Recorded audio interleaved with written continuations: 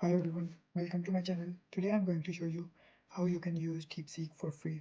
So for this, first of all, you have to search DeepSeek in the Chrome and then open this first website, DeepSeek.com.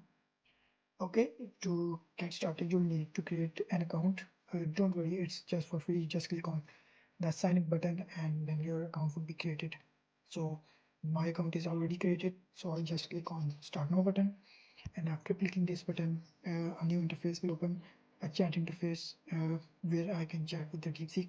So here you can see my profile is already added. I've already signed in, so it's not a big deal to sign in. You have to just to follow the steps and you'll sign in the website. Okay, first you can see the chat interface here. Okay, I can chat anything here. Okay, I can write here what is there. Okay, you can see how fast it is. So I'll just stop it.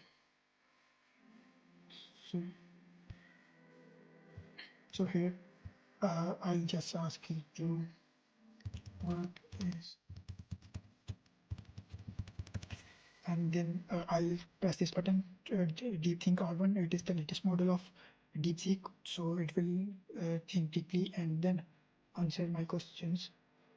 Here you can see it is thinking, and then here it's first thinking and then it will answer. You can see here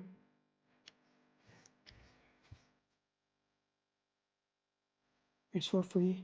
You don't need to pay for anything. So you can see here everything is here. And there is also one more thing. You can also search for the web for the answers. First of all, copy this, paste here, and then when I click this search button, it will search on the web and then answer me.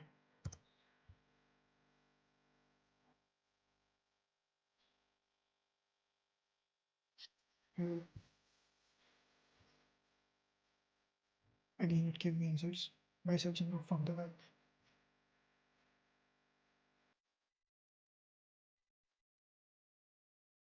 And also there is a very cool thing. You can also give it any file or image or anything. It will read it and will give you answer according to that. For this example purposes, let's give it an image and give it let's give it this image. Okay, and ask it to make a dashboard for this. So let's see, give me a cool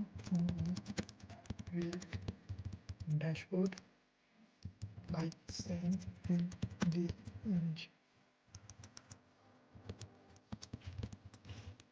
So it will read the image and then you can see to create a dashboard.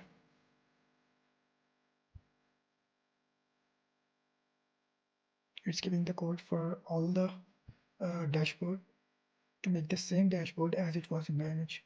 So it first read the image and then give me the code accordingly.